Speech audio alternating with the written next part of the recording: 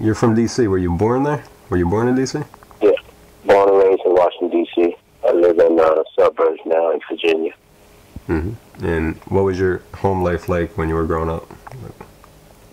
I had a good childhood growing up. I mean, lived in the projects, but it was fun. I enjoyed my childhood growing up. Mm-hmm. And were you the only kid? No, I had two brothers. I had two brothers.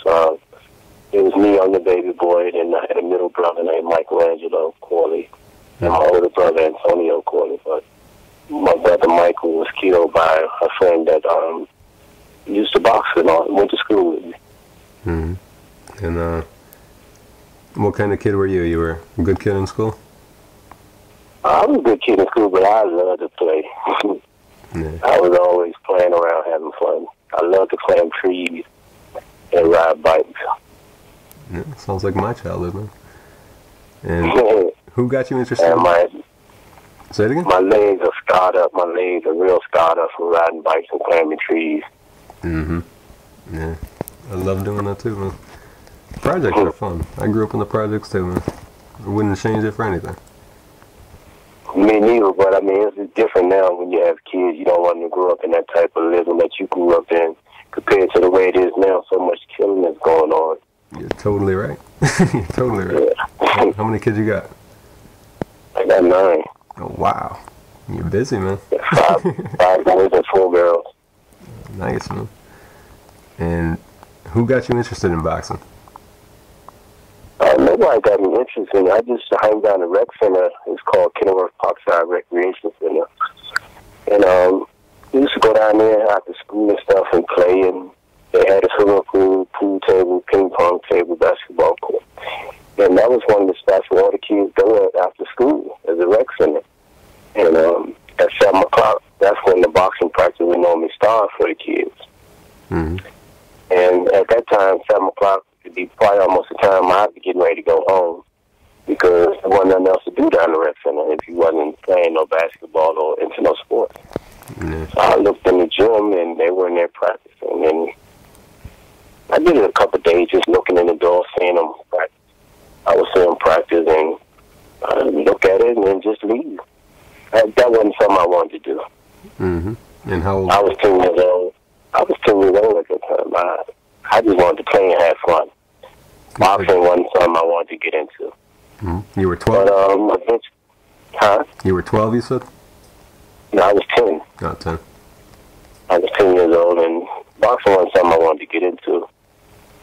So one day the trainer, he was coming back in the door. He wasn't in the gym yet, stepped out, and he was on his way back into the gym. And I was in between the doors, so I had to move to that. And he's like, "You like it?" I'm like, "It's okay." He said, "You want to box?" I said, "No." He said, "Why?" I said, "Because I already know how to fight."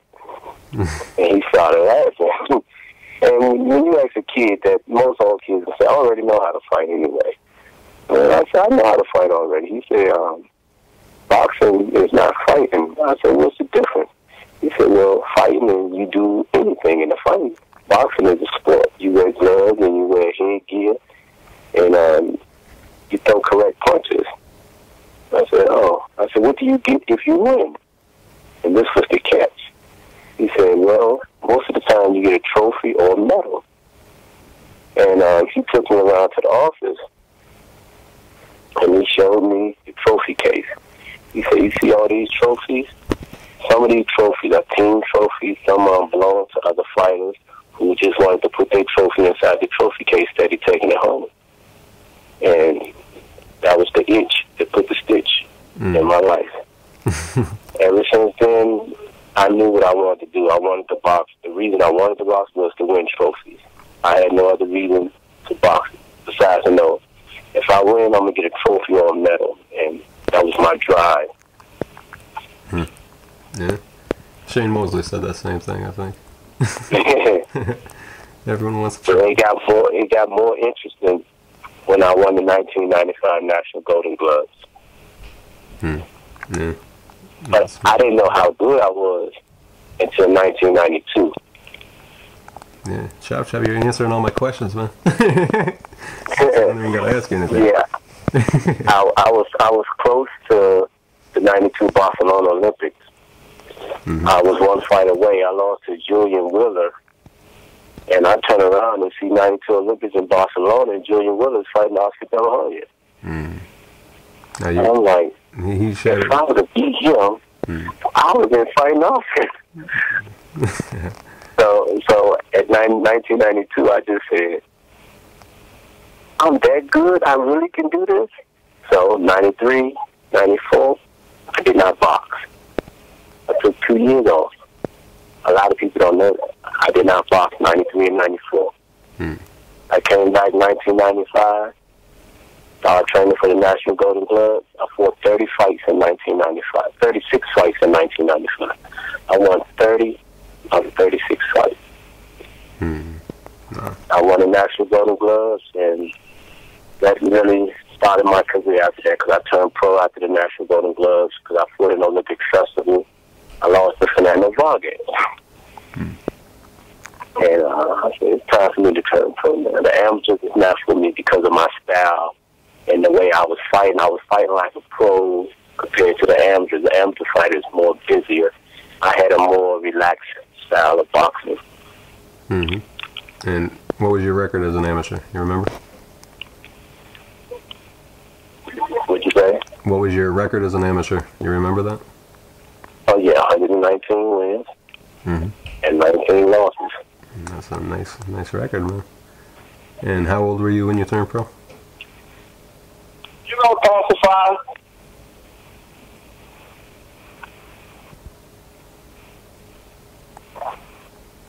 Yeah, go ahead. How old were you when you turned pro?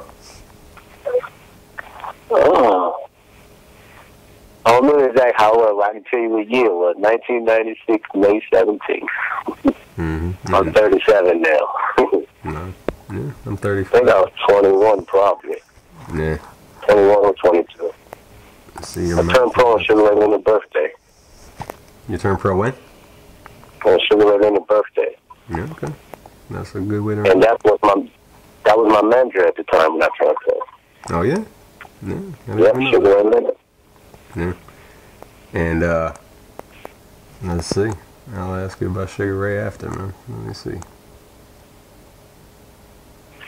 Who'd you turn pro against? You remember who that was?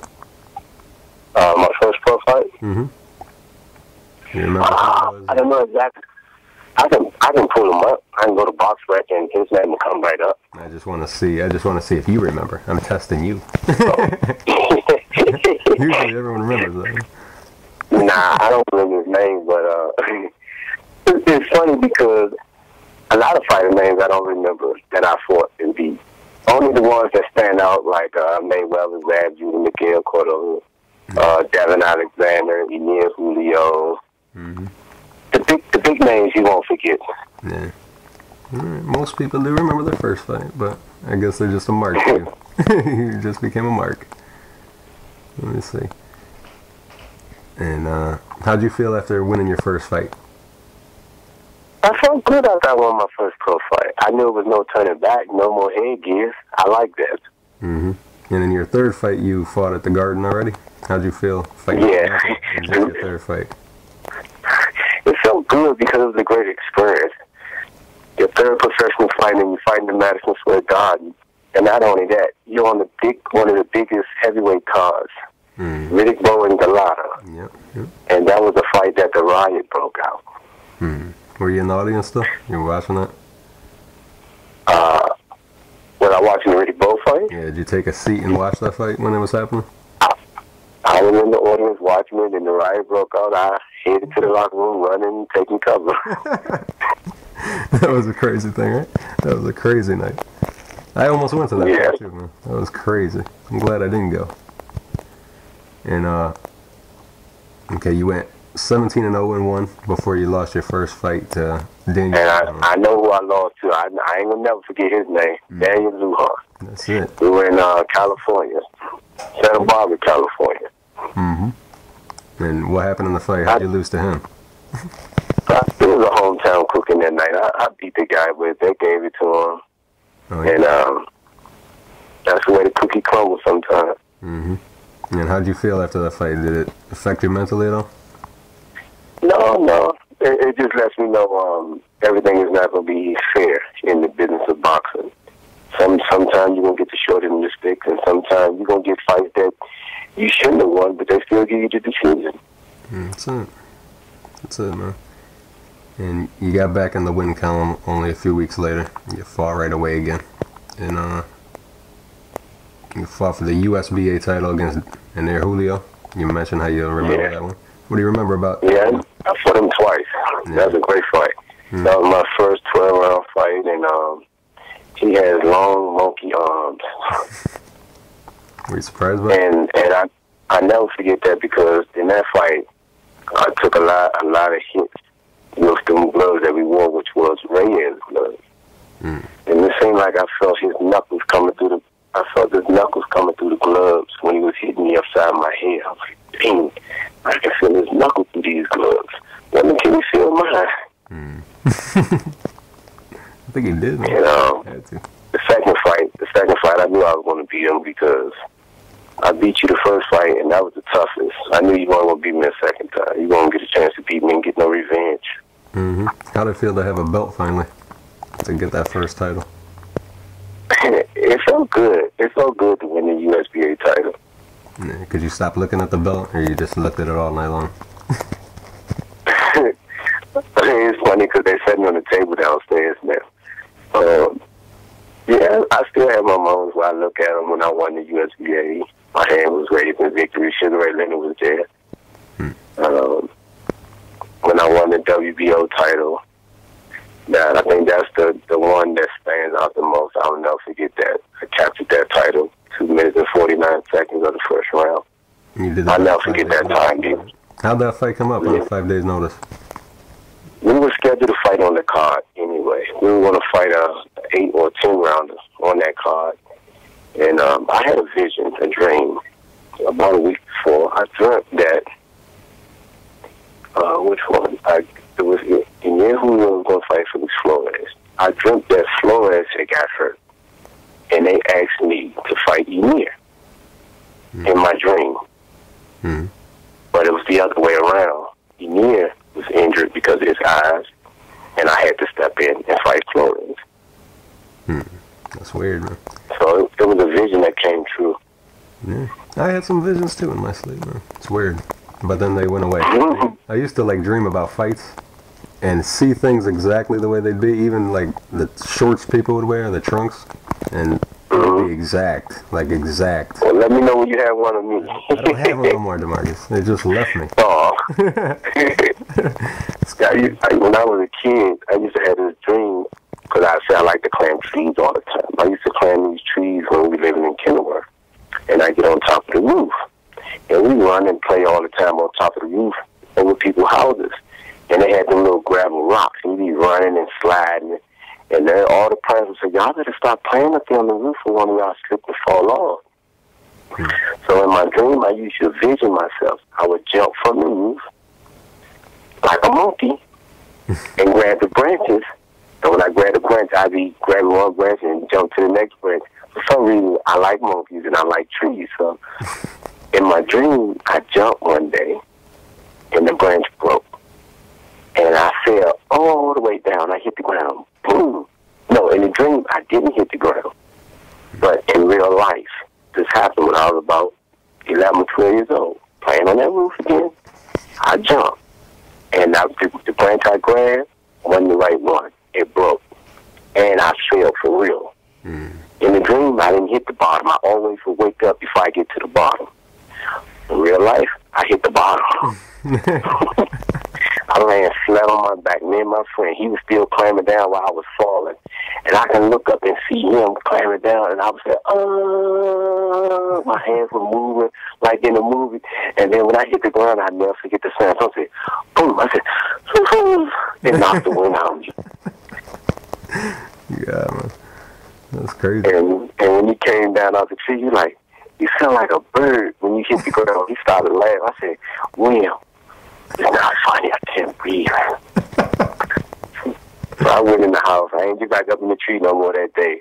But my mother came home and found out I fell off the roof. They took me to the hospital and took x-rays and everything. I didn't break nothing, didn't hurt nothing. But she put a whooping on me I'll never forget. Yeah, that's like the movie Unbreakable. That's crazy. That's crazy, man. I don't know how you did that one. Yeah, I should have broke my back or something. What do you remember about the Felix Flores fight? Did he surprise you? We took it on a 5-day notice. We got a call on Tuesday. The fight was Saturday. We were already training for the fight.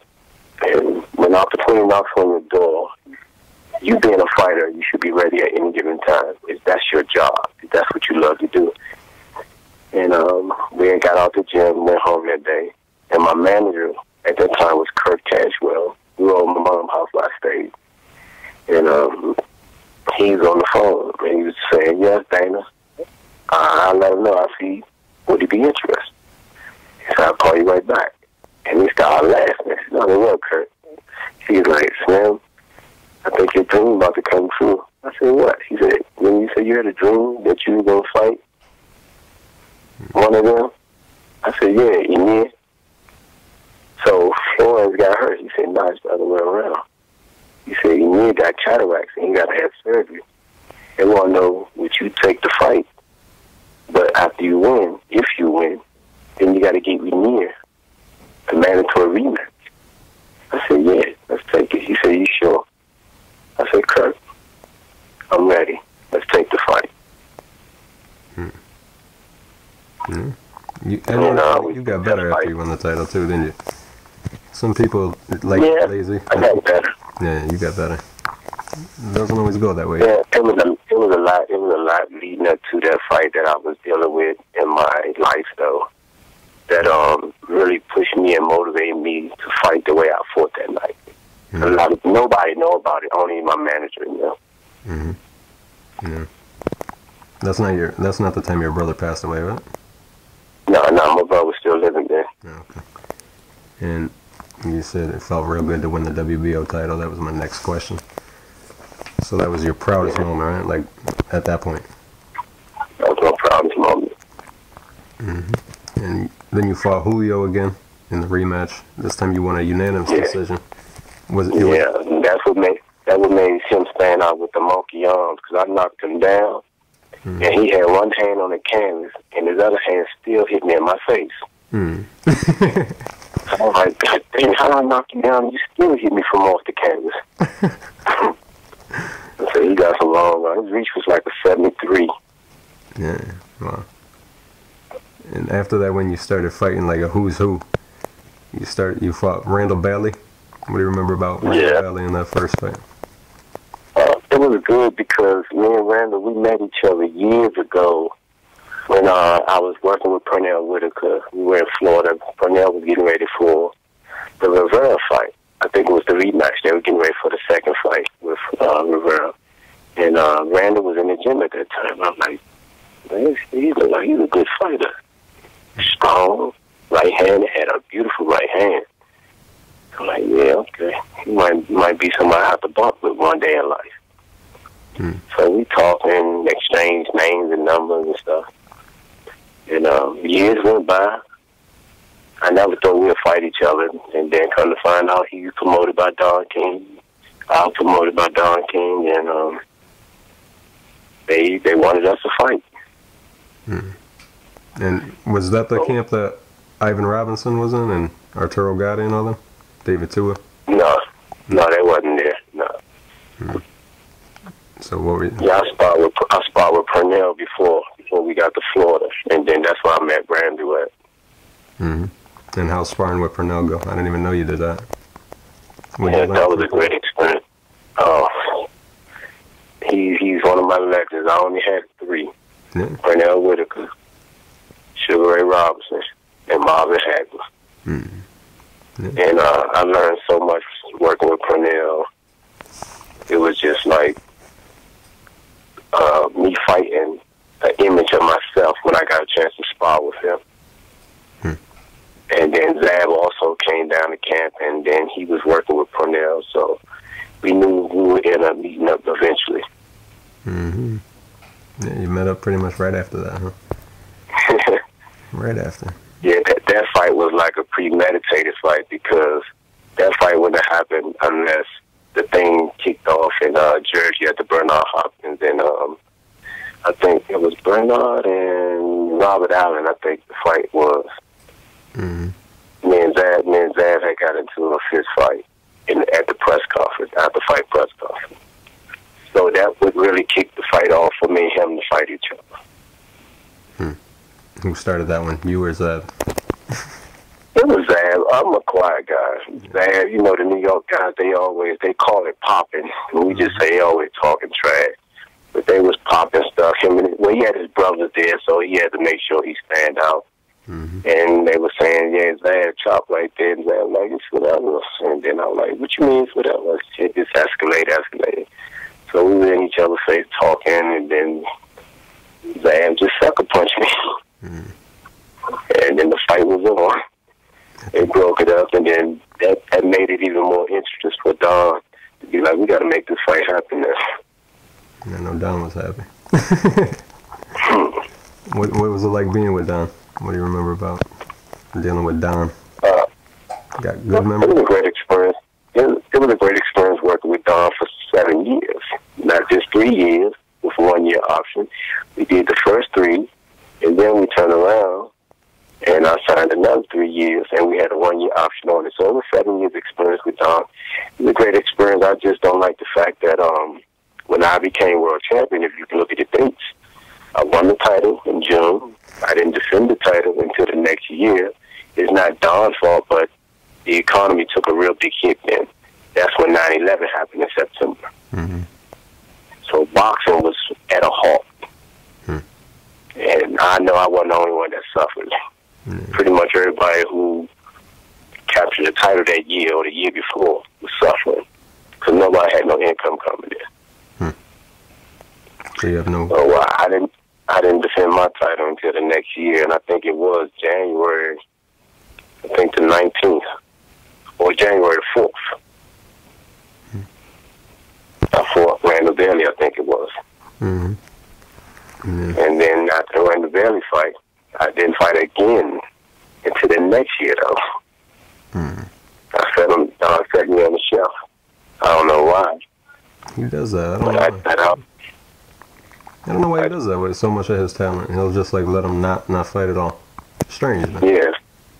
Like now he's doing it. I'm sorry, I keep thinking you're done. I'm sorry, man. Yeah, that was one of my experiences. I experienced with Don. Me sitting out on the shelf for that whole year pretty much, and then I fought again the following year.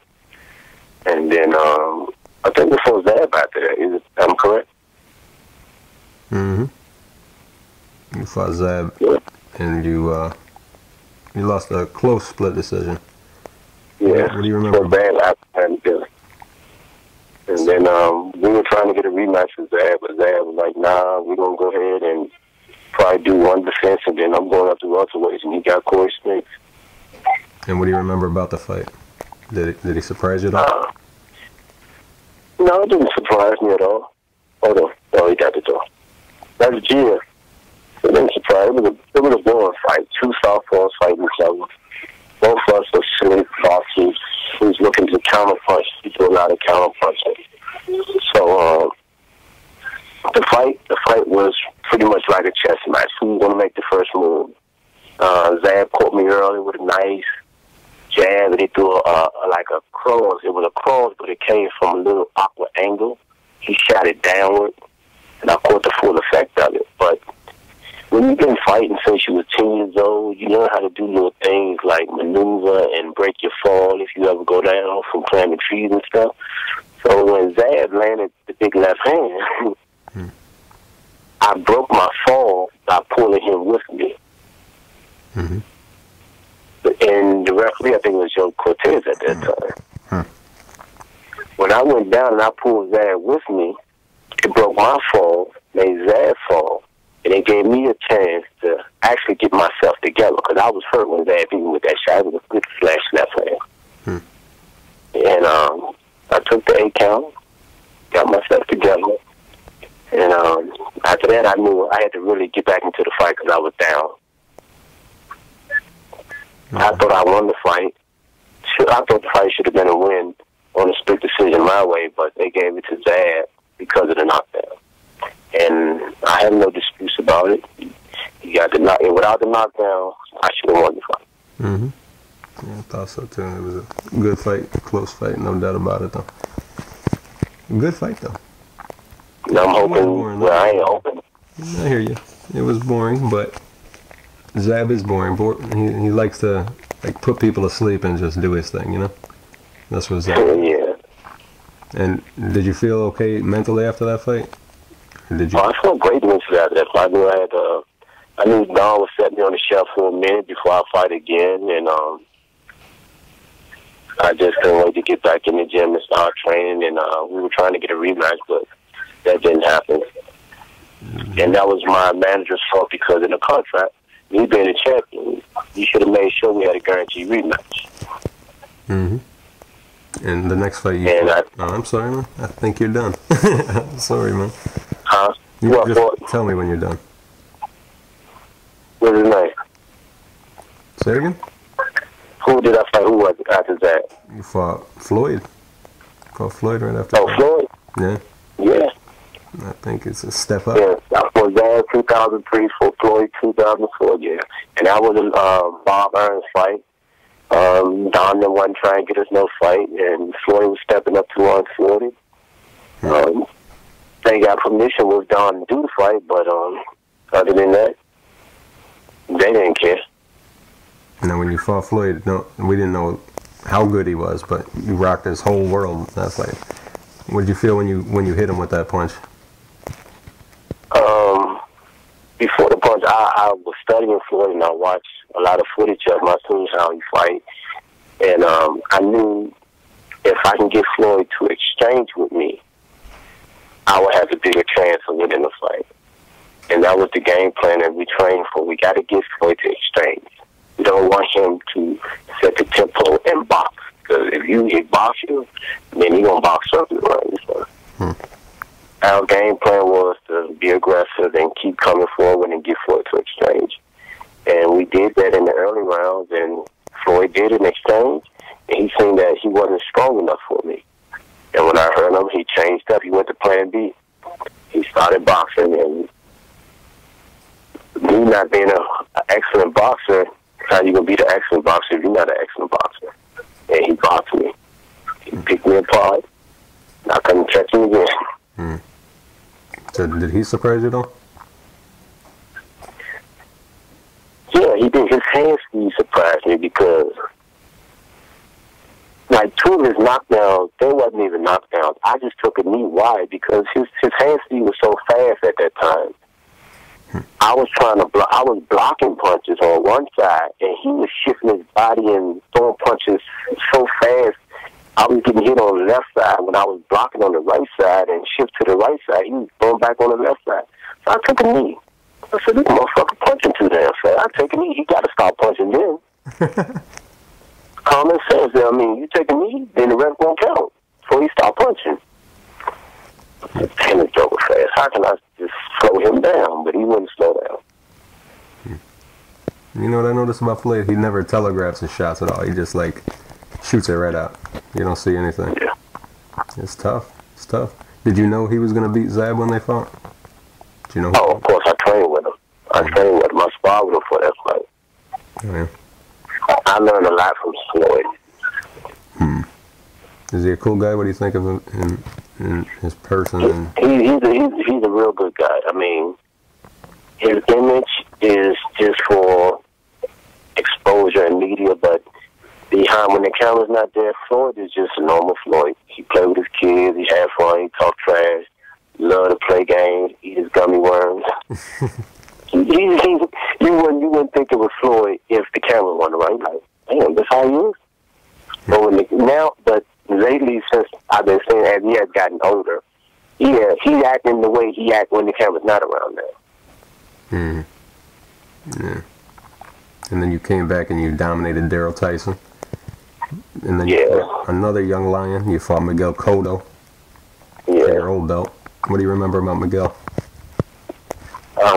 We trained for that fight, and we worked with bigger guys, and we knew that he would be struggling to make the weight. So our game plan was to get Cotto in the later rounds. He's going to be strong the first 5, 6 rounds. He's definitely going to be strong. So the game plan, box him, turn him, hurt him, but don't go for the kill because he's still stronger than you. And we weighed in. I weighed 137. I was a lightweight. Like I weighed 138 this morning before I went to church. All right. And I saw that on Facebook. He struggled to make weight, and he finally made 140. The day of the fight, he looked like he had a twin brother in there. He looked pinish. Like he went to the hospital and had an IV put inside him to blow him back up. And when he was punching, he felt like 160-something pounds when he was in there punching. It felt like a middleweight. When I got hit on the hip, he hit me on my left hip with his right uppercut. It felt like 160 pounds that hit me down there. I took the knee, and from my experience of being a fighter, if you feel yourself you hurt, you're supposed to take a knee. I didn't know if you take a knee, it'll stop the fight. If I knew that, I would have never took a knee. I would have held you. Yeah. And did he surprise you at all with anything? Did he surprise you with his power? No, his style didn't surprise me. Cotto was a straightforward fighter. He's not a boxer. And I don't know if he ever learned how to box. I don't know if, man, you taught him how to box. And when I seen him fight Manny Pacquiao, he's still coming straight forward. When he fought Margarita, he tried to do a little boxing, but he still came straight forward. And he's not going to be Floyd Mayweather fighting like that. Nobody's going to be Floyd Mayweather in the boxing ring. The only way you're going to win is by knockout. And you got to land that power ball. So you don't think Pacquiao has a chance either? He has a chance if he hit the power ball. But how many people hits the power ball? You're right. Not too much. I thought De La Hoya had a chance. I thought he just stopped using that jab, but I thought he had the style and everything to do it. You know what I mean? I didn't think Oscar had a chance at all. No? Not like Floyd is a boxer, a crafty fighter. Oscar, he's kind of crafty, but he tried to dictate the pace and maneuver off of your mistakes, and Floyd wasn't trying to make no mistakes. He just stayed too composed and compressed, and he just picked Oscar apart. Yeah, that's why you're the pro, man. So why did you come back from Puerto Rico? Why would you come back and leave Puerto Rico, come back to D.C.? Wasn't it beautiful there, man? I didn't want to come back when I went to Puerto Rico. Oh, sure. I had my wife in Puerto Rico with me. I took Sam to the beach. You don't know where to look, right? It's like, what do you do? It's crazy. When you're in Puerto Rico, everywhere you look, there's like beautiful women everywhere. I could never go. I could never go with my wife there. Well, ex-wife. I went to Colombia one time with my ex-wife, and it was crazy. I would never be able to be married in Colombia. I heard it's over there beautiful. Oh man, crazy, crazy, crazy. And then you went to England and you fought Junior Witter. How'd you like England? Yeah, that was a great experience for me to go to England. I got home cooking over there also. I thought I won the fight on the split decision. They said they would have won the fight. I think it was unanimous decision they gave it to him. He's a very awkward fighter. He has no style. So I tried to dictate the pace and come forward and land punches, and he ran and moved and counterpunch, and they gave him the decision, and that was a real big loss to me, because when I won the WBO title, it was a great experience, and I set a goal for myself, and my goal was, I want to fight for the WBC. I want to win the WBC title. And when I got the opportunity, I was #1 ranked. I just wanted to seize the moment. I wanted to win that title so bad. But, I mean, God has different things planned for me. So I set another goal. I'm going to win the title at 135 pounds now. What, right now you mean? Or Talking back then.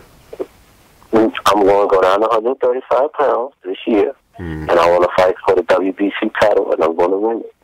Do you have a fight scheduled? Because I did see that on Facebook. I have a fight scheduled April the 7th in St. Martin for the IBO title at 140 pounds. I'm going to win that title, and I'm going to come back to the States, go back in the gym, train, and I want to do my next fight. If I don't have to do a mandatory defense right now, I want to do a fight at 137-pound catchweight at lightweight. Because I want to fight both weight classes. I can do both. I have no problem making 135 pounds. Be like a modern-day Henry Armstrong, man, just holding titles and all. It's funny because all the fighters nowadays are going up in weight. And Brian Adam, who's a great friend of mine, who's in Angeles with me, who does commentating with New Development now, he said, that was one of the questions I asked Chop Chop. How could you stay at that weight for 16, 17 years and not move up? I said, well, if you know my lifestyle and the way I live, you understand why my weight doesn't travel like everybody else's. Everybody lives different lives. My life is surrounded by my kids, and I don't drink, I don't smoke, I don't club, I don't party. And if I'm partying, it's partying in my house with my kids having fun playing. Like for Christmas, I done something out of the ordinary. We all went camping for Christmas. From Sunday till Wednesday, we camped out in the woods in a tent. Where's that? Where'd you go, in Virginia? Yeah, we went to the park called Bull Run. And we camped out for 3 days. We had a ball. We all got paintball guns, and we put our gear on. And for 3 days, we ran through the woods, shooting each other with the guns. I recorded on my iPad and posted all over my Facebook. And the boys had to use the bathroom, so one bathroom was far away, and one bathroom was right there by the campsite, but that was our order. So, you got to go to the bathroom. You shouldn't have told nobody. But now, everybody's following you. I record them on the iPad. I got 3 of them had to go to the bathroom at one time. Damn. I record them on the iPad. And I post it, and when I record them, my littlest son, he's 11 now. He just turned 11 in January. He was so mad, and his brother, he's 13. They chasing me through the woods with their guns, and I'm running with my iPad in my hand, jumping over trees. And when they caught up with me, I was on this tree branch trying to get some rest. And when I saw him, he went to push me. He pushed me in the creek. You should have seen my arm hanging out the water with my iPad. I wasn't letting that iPad go, and I don't care what you do. So that iPad wasn't going in that water. I got about that water, wiped my pad off, and started running again. My son thought I was going to kill him after he pushed me in that water with my iPad. I said, nah, we having fun, man. Man, you're like that father, man. You're the dream father. Was your kid mad at you, though? Some kids don't take jokes, if you know. Like, nah, they weren't mad. They were having fun. No. We played, like, we got 3 PlayStations in the house. I got my own, and my son, the 2 little boys, the 11 and the 13-year-old got theirs, and then my 16-year-old, he has his. And we got bowling. We got pool. They love football. I don't play football. I don't play the fight night. I do enough boxing in the ring, real life. I'm not playing that game, so don't ask me about that one. But, like, we play bowling, and we get real good in it. So we play for licks. We challenge each other to see who's the best. And we'll bowl, and whoever loses in bowling, you go get a belt out the closet, and you get to whoop that person. We may play for $10 whooping licks. We may play for $20 whooping licks. And after we finish, I post it on Facebook, and it was one day I just wasn't on. When I say I wasn't on, I lost like about 5 games. Each lick considered as 20. My son got the chance to whoop me 100 times with the belt. Jeez. I took it like a man because I'm a grown man. But when I went to sit down, my ass was hurting for about 2 weeks. and they had a ball. We posted on Facebook. They called their friends, tell them go to the page. People said, man, you and your kids, y'all have a wild way of having fun. And we love it. We got a bond when it comes to having fun. When we have fun, like, no one kid be like, oh, no, I don't want to do that. And like, I love playing horseshoes. That's one of my hobbies. Pitching horseshoes, I'm real good at it. I got trophies, just like my boxing trophies. I'm real good at horseshoes. I done won like about 7 or 8 trophies last year. The year before that, I got like 9 trophies. And we didn't get into that. I teach my kids how to pitch horseshoes. So now, last summer we played. We challenged each other. We played for butt whooping leagues outside in the yard. And the neighbors be looking like, what are y'all doing? We playing horseshoes, but the loser got to take some butt whooping leagues. And my neighbor like, I never heard of that. I said, well, this is how we love to have fun. Hey, y'all do some wild things. This time when I get whooped, they be looking at me like, he really taking a whooping by his children. And I does that because that gives them more motivation to strive to beat me at what I'm doing, what I'm good at. Because I'm real good at horseshoes, so that makes them more competitive in any sport that they want to be in. It's okay to lose, but you don't want to lose. That's right. That's true. So you're making them competitive. Yeah, and you what? this summer, all 4 of them will be boxing. Just 2 are boxing now. The 11-year-old and the 13-year-old. They've been boxing since childbirth. And both of them are southpaws. Okay, so they're just like their dad. They do you live with all 9 of your kids, DeMarcus? All 9 of them in the house. No, 8 in the house and 1 is not. You're married or? The 12-year-old is not here. So I got 11, 12, 13, 14, 16. Are you married? And 21. Well, he's about to be 21. That's crazy, man. Wow. You don't look much older. You gotta look like brothers. And yeah, a lot of people say, that's your son? Yeah, I'm married. 14 years. Wow, man. That's good. That's good. Just had an anniversary last month. Congratulations. February wasn't a good month for me. Wasn't? I got anniversary on the 10th, Valentine on the 14th, birthday on the 23rd. Sweet. Wow. You go broke. I don't like February. I don't like February. Does your wife get sick of you acting like a kid too? Or does she like it? Huh? Because you're like a big kid. Does your wife get tired of having like you as another kid then? Does she ever complain to you about being a big kid? You know, she don't complain. Sometimes she say I need to grow up. Like I have a tattoo on my left arm from my elbow to my shoulder. It was a tattoo I got before I got married. It was because it's a pet that I seen in a movie, on a James Bond movie, as iguana.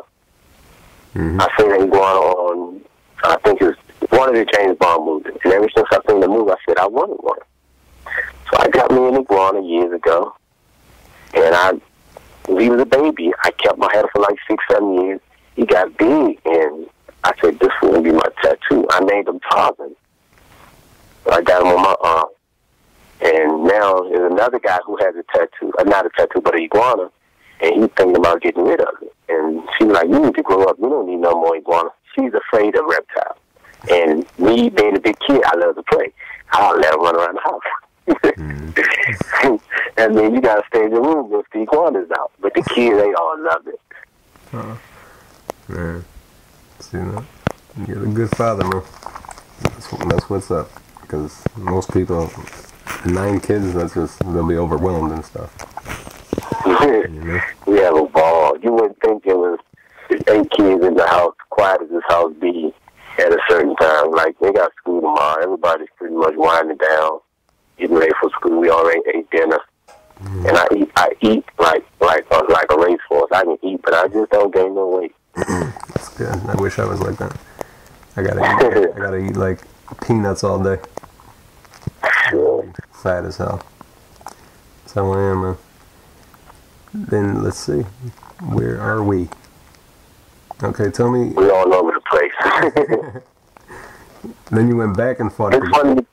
Say it, man. It's funny because I have a guy. He's out of Louisiana. His name's Paul, and we had done a lot of filming. We were trying to do a documentary, but we just couldn't find nobody to help us sponsor it and put the money behind us. And he got the footage. So once I win a world title again, I'm gonna invest my money and I'm gonna finish my documentary. Because I have a life story. I've been shot. I should be dead. Put it like that. It's only by the grace of God I'm still here. Mercy. Wow, man. Where'd that happen? In D.C.? In D.C.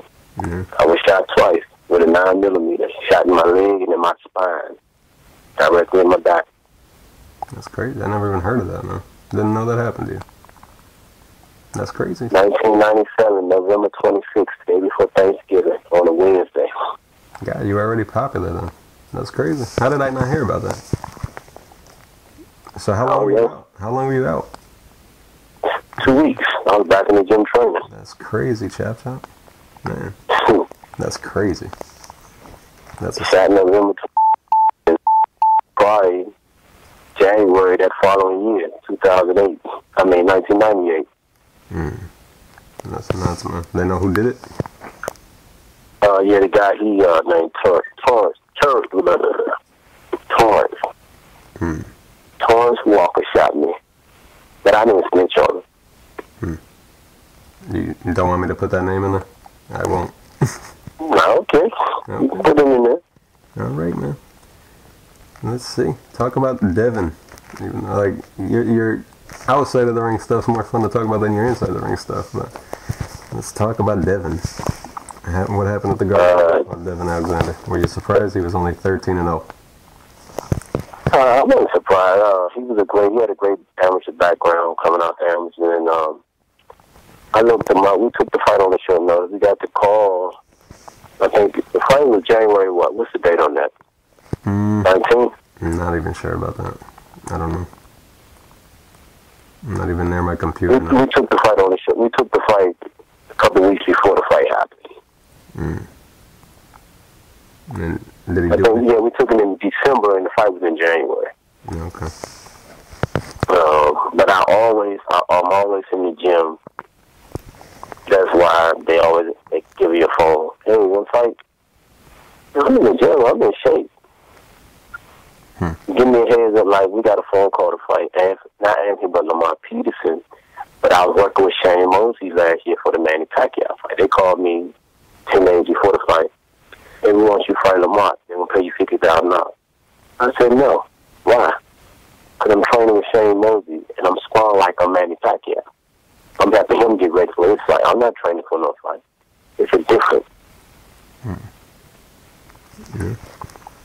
Then let's see, you fought Randall Bailey next after that one?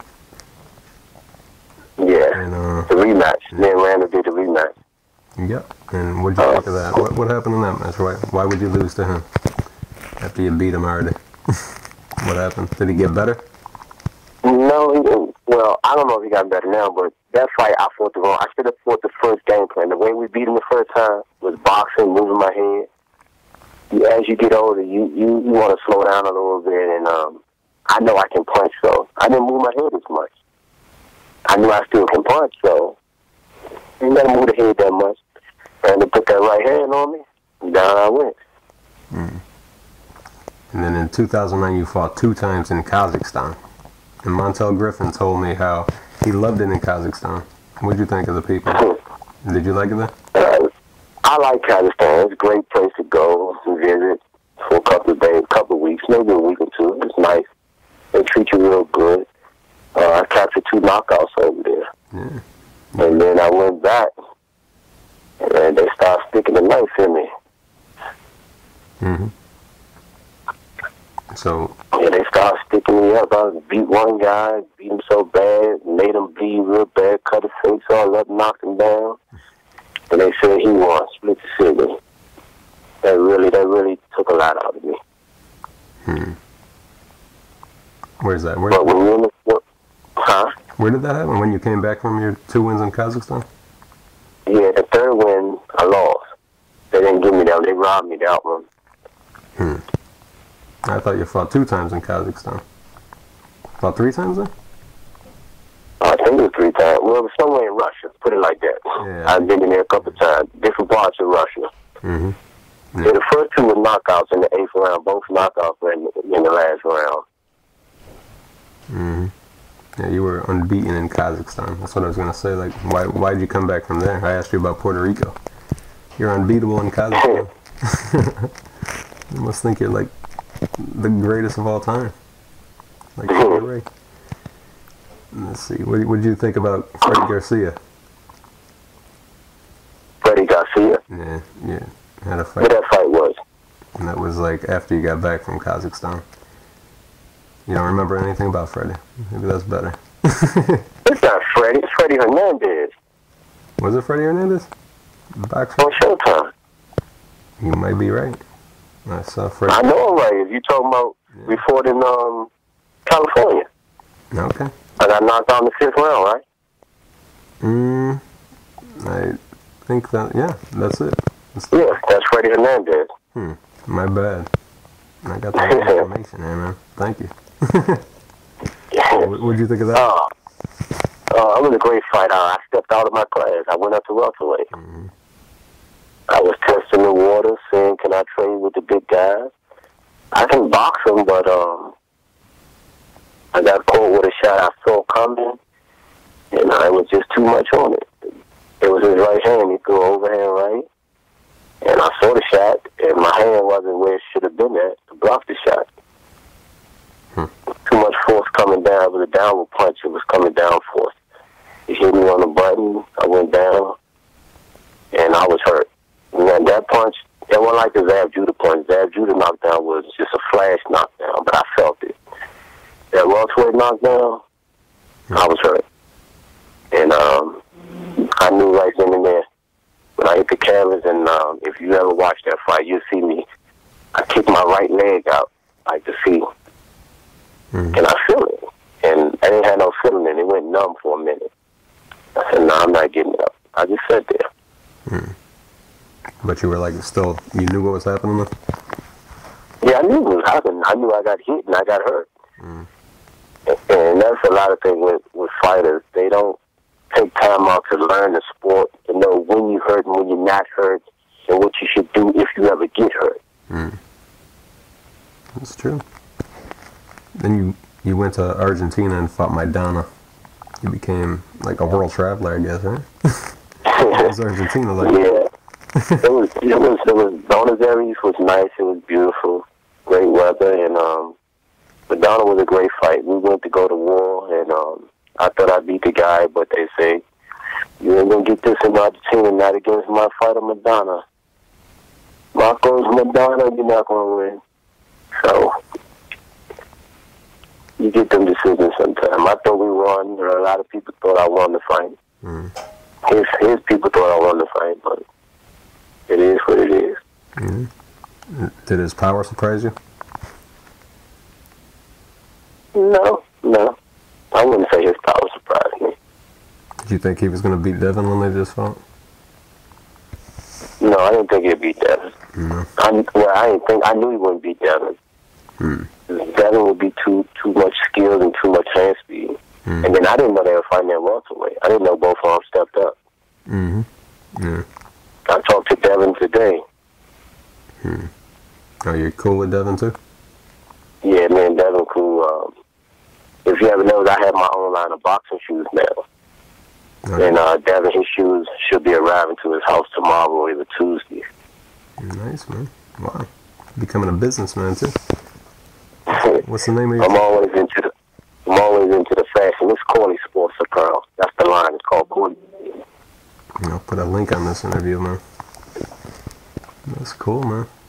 It's called Corley Sports. And my boxing name is Chop Chop, so my logo symbolizes Chop Chop. I have two axes together. And it's funny because Bernard, he always throws up his cross for the X-Man, and my axe is the same way. It crosses each other. So I know I'm normally be getting some feedback about that, or you throwing up the Bernard Hoffman sign. But the Bernard Hoffman don't have axes on the end of it. Just hook up with a pair of shoes for his fight with Chad Dawson. He could be happy. Yeah, that'd be nice. You get it?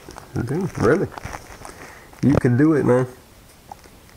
Then you went on to the Ukraine, right? In your next fight? Huh? You went to the Ukraine? How'd you like the Ukraine? Yeah. What was that like? I didn't hear too many good things about the Ukraine. Ukraine is nice. Ukraine is nice.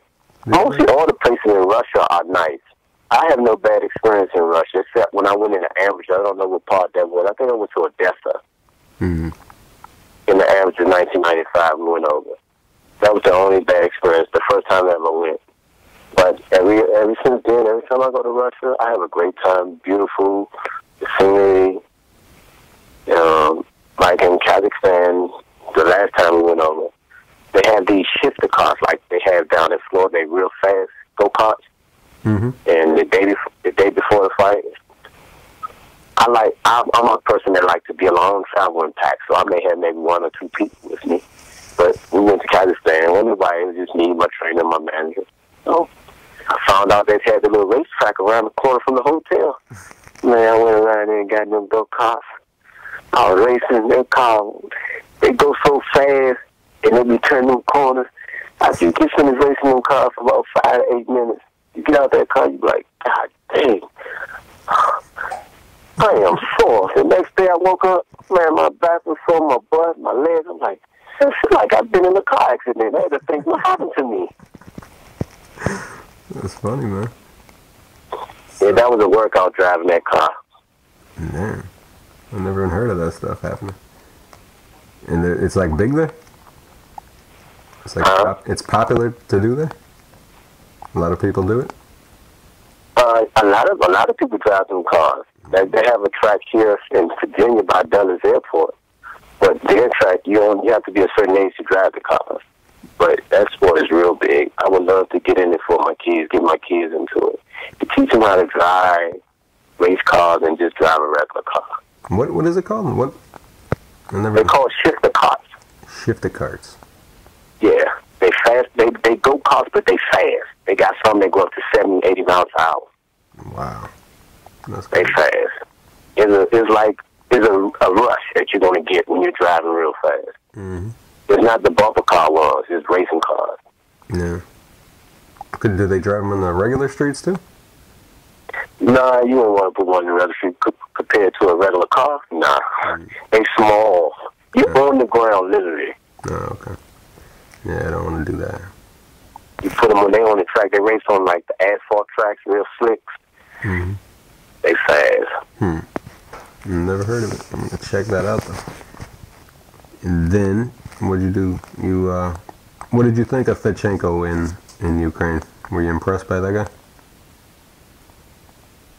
Fedchenko. That's the guy you fought in Ukraine. He's a pretty good fighter, isn't he? Do you know?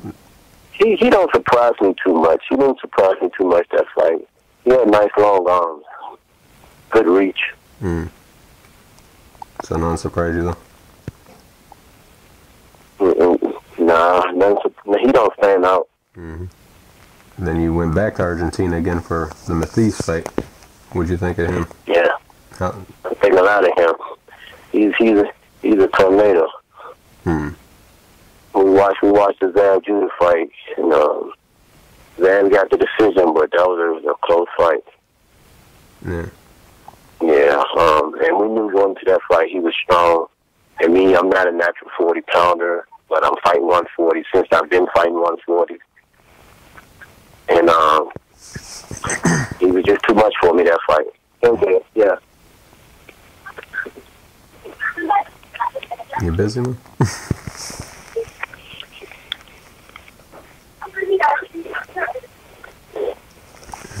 Is dad needed? Daddy chop chop? Huh? It sounds like your kids are talking to you. They need their father, maybe. Tell me if you need a timeout, man. Oh, I need a timeout? If you need to go take care of your kids at all, just let me know. My cousin just brought my daughter. I'm doing the evening. Shut up. She just brought my daughter home. Nah. You told her, oh, you got on shoes. No, take those shoes off. Well, when I was in high school, I broke a both door for her. What'd you do? Yeah.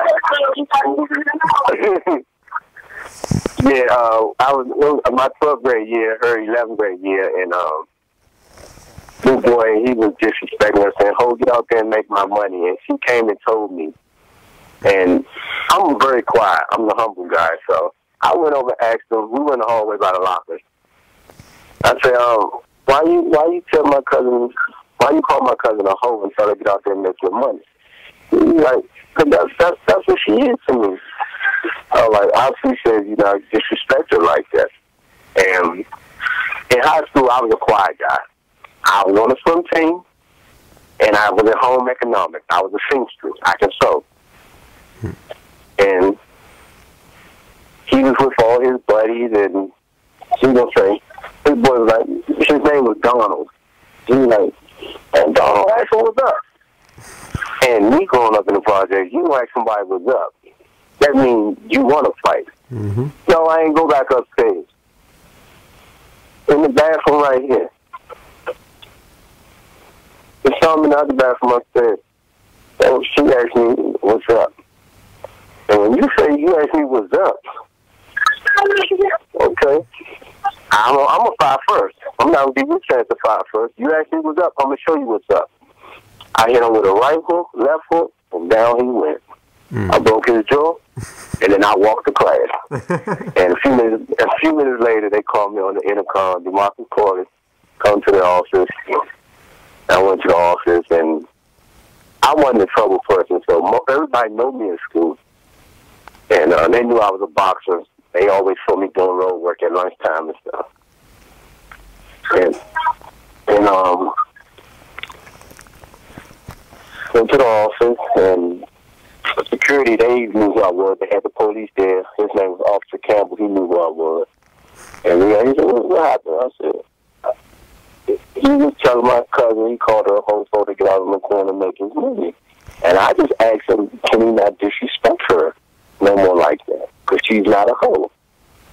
And he said, what happened? He said, what's up? He asked me what's up.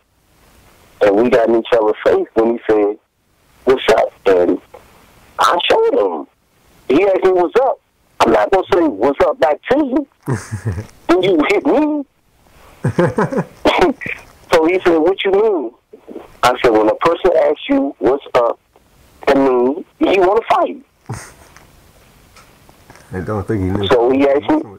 It don't take a rocket scientist to figure that out. What's up mean what you want to do.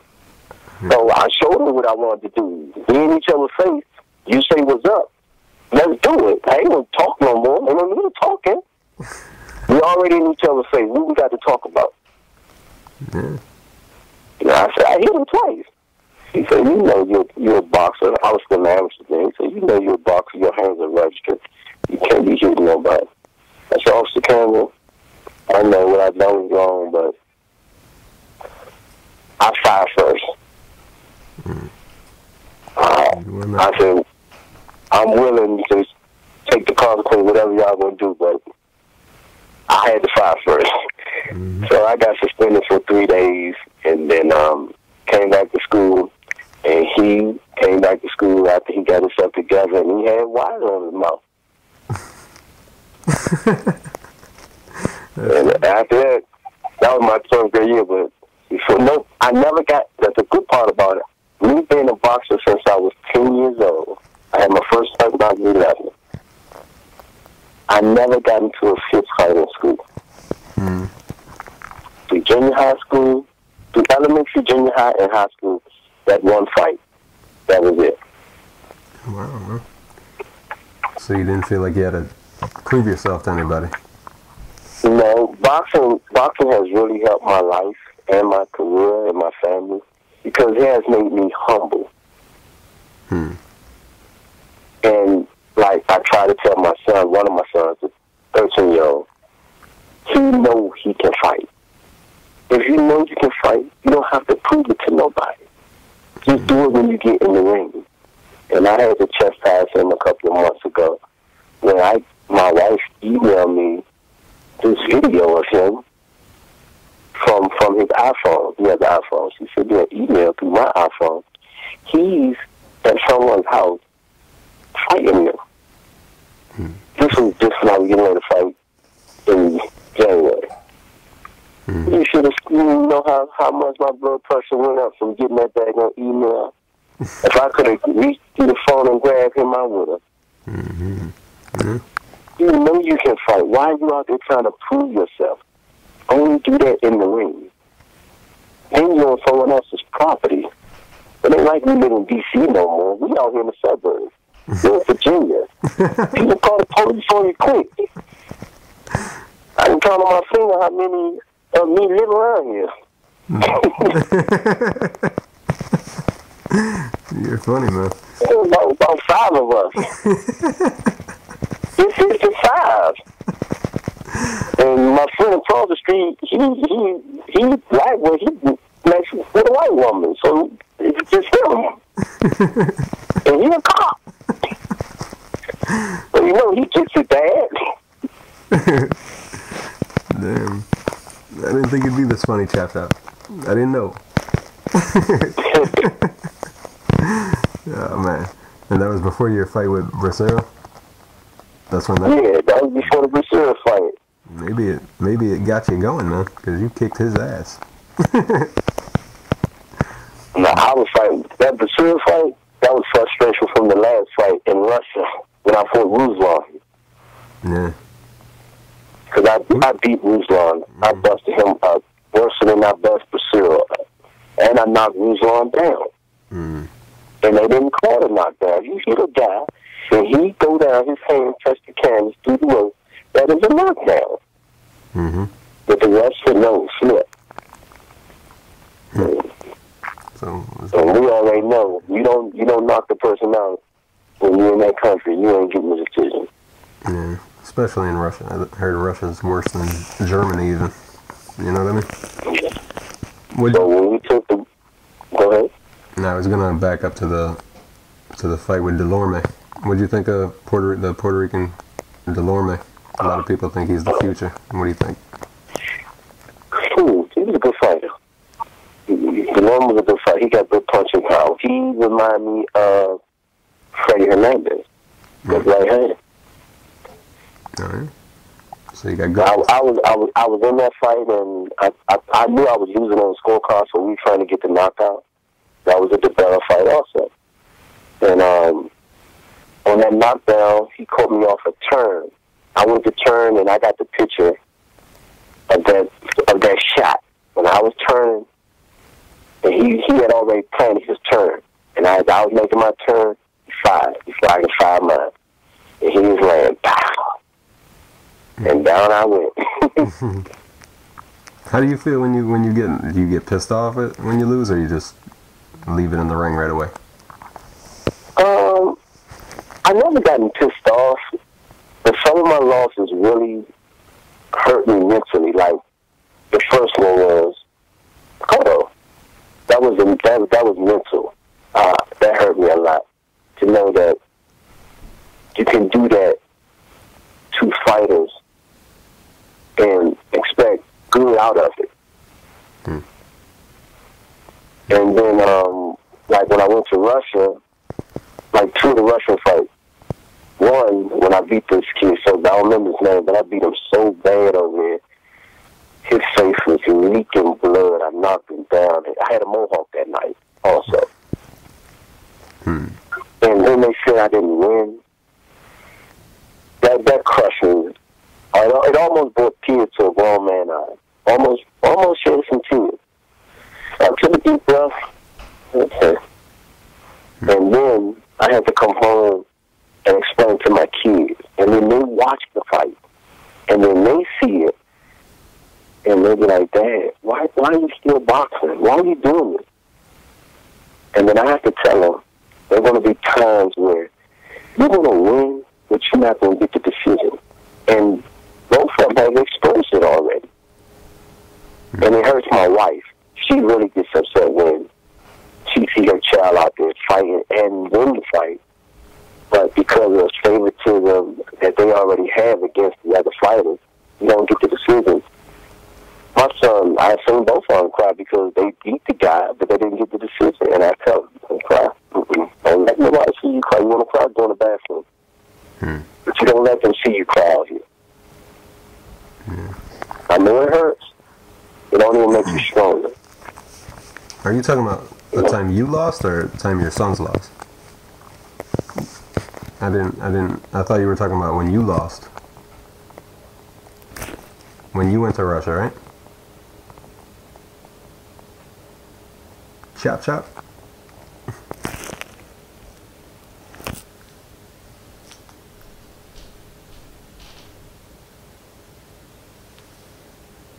Hello?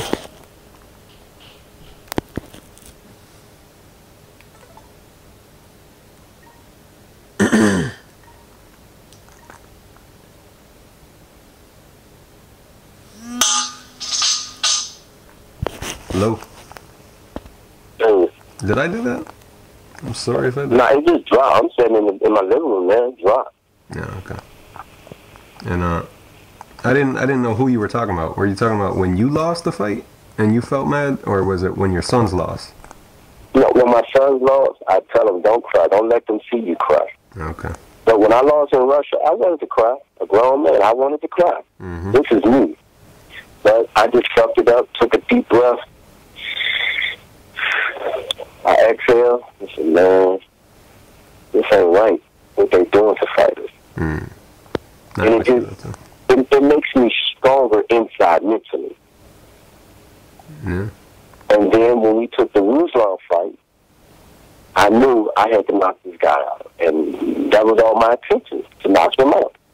Mm. And we went for the knockout, and we knocked him down and busted him up real bad. Still didn't get the decision. That's crazy. So you think Russia's the worst experience? The worst experience in Russia? Like, when I lost, it wouldn't be the Ruslan one. It would be the one where I wanted to cry. The one I beat the guy so bad. So you don't recommend people go to Russia for a fight? Nah. Don't go. And like when I fought Ruslan, Russia, they throw some great, beautiful shows. I ain't never seen a show thrown the way Russia do it. They have a party for you, the lights, the music, and then, not only that, they give out these trophies. Oh my God, when I say trophies, the trophies that we were fighting for, and it was a title on the line. It was the WBO interim title that Ruslan had won. But the title didn't mean that the belt. I would have loved to have it, but that trophy stood 4 feet tall. Wow. I wanted that trophy so bad. Because that's what I got into boxing for. It was a trophy that drove me to be a fighter. Yeah. And to know you're going to get this big, beautiful trophy to take back to the States. Oh, man. And then after the Ruslan fight, I was like, man, forget this. Everybody I fight, I'm going to try to literally take their head off. So when we fought Gabriel, it was bad attention for him. Every time I tried to hit, every shot I threw that was a bomb, I wanted to knock him out. Now, what did you think of him? I was never like, I didn't like when I'd go to his fights and I'd see all his like family there and stuff. What did you think of the people there? Were you happy to beat them, to silence them? Because I know they were loud for your fight too. Did he have a big crowd there or no? He had a whole section there. Puerto Rico, we were from Puerto Rico. I mean, he had a whole section there. They were chanting Tito, Tito, Tito. And the bad part about it, the weigh-in was Friday. Weigh-in started at 4 o'clock. You don't show up at your weigh-in 6 o'clock, the last person to get on the scale. And then you have to get on the scale butt naked to make 140. He come in there, head cocked back, he looked like that Jew. I like that walking in Pittman. Head cocked, tilted to the side. I said, that's Tito. I'm like, okay, I'm going to go check his weight. So I went down the scale, butt naked. 140, 140, 141, 140. He made it. Okay, I'm going to eat. Let's go, y'all. I'll make him pay for being here late. You did, man. So how it's crazy how did the crowd get silent after you started fighting, or what? No, the crowd was still noisy. I got where is it located at? I need to do a copy. You got the fight on tape yet? No, I never even saw the fight. I just like read about it and saw pictures of it and talked to people who were there. But text me your address. I'll send you out a copy. Thank you, man. It's one. I'll send it to you. You ready for it now? Yeah. Just text it to me whenever we film, or you can do it while we still on the phone. Just text me your address. I'll stop at the post office tomorrow. I'll send you a copy of it. Got it, man. Would it be on YouTube, you think? They They only got just that knockdown on YouTube. They ain't got the whole fight up. I don't know why it ain't up there yet. You gotta do that, Cha-Cha, man. Put that on. Let people see it. I don't know how to put it on YouTube. I got all the Apple products, but don't know how to do all that stuff. Don't you guys? I like Apple because don't touch. Yeah, they do, but I don't be letting them touch my Mac. You gotta let the people see it, man. Get it out. I'll put it on YouTube. Send it to me. I'll put it on. Alright. And let's see. Yeah, that's about it. Who's next? Who you fight next? We got Luis, Ernesto, Jose. And where's that happening? Huh? Where's that gonna happen? That fight happens April 7th in St. Martin. Oh, that's real nice, man. And that's probably gonna be the best place you ever go to. I love St. Martin. They say that's the best place? I bet you'll love it. They say the water is blue. Oh, I want to see this. so nice, man. You can see the sand up until and then it just turns all blue. It's God. perfect, man. Wait till you see that place. So can you literally see fishes and fishes swimming? Yep, you can. Ooh. That place. I'm gonna try to take 1,000 pictures when I get over there. Yep, it's gorgeous, man. Hope you win too. Make it You don't have to hope on that one. There ain't no hope. I'm going to bring them 2 titles back. Nice, man. It's gonna be beautiful. I'm going to get the IBO and the UBC. And what do you think Floyd's gonna beat Miguel? Of course, Floyd's going to beat Miguel Cotto. Too much skills. Oh, yeah.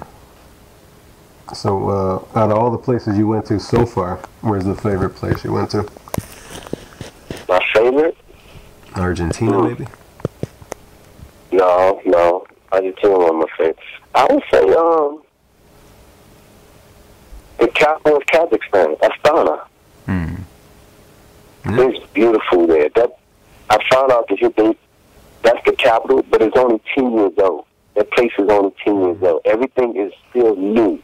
The streets, the buildings, and at nighttime, it's like Christmas. They got lights all over the place, all over the building, all on the street line, all on the light pole. I'm like, wow, this is beautiful. Now, what do you think of being a single guy? Would a single guy like the ladies there? I know you're married, but would a single guy like the ladies in Kazakhstan? Yeah, you can speak their language. Yeah, so the ladies look better than the ladies in Argentina. That's what you're saying? Or Puerto Rico? Not Puerto Rico the best. That was quick, man. I knew it. I knew it, man. And how much longer do you want to fight for? I want to finish this year. I want to win a world title. My goal is to fight for the WBC. So we have to really make some noise this fight and the next fight at 135. Make a statement, and I think who has the 35-pound title right now, I think is Juan Manuel Marquez. And I would love to fight him. I think he's looking to fight in Puerto Rico. I mean, in Mexico soon. Yeah, he said this is going to be his last year too. So maybe you guys can do it at the beginning of 2013. Call it a day, both of you. What'd you say? I said he said that this year is going to be his last year, so maybe the last fight will be in 2013 for both of you. Beginning of 2013. That'd be good. Wouldn't that be cool?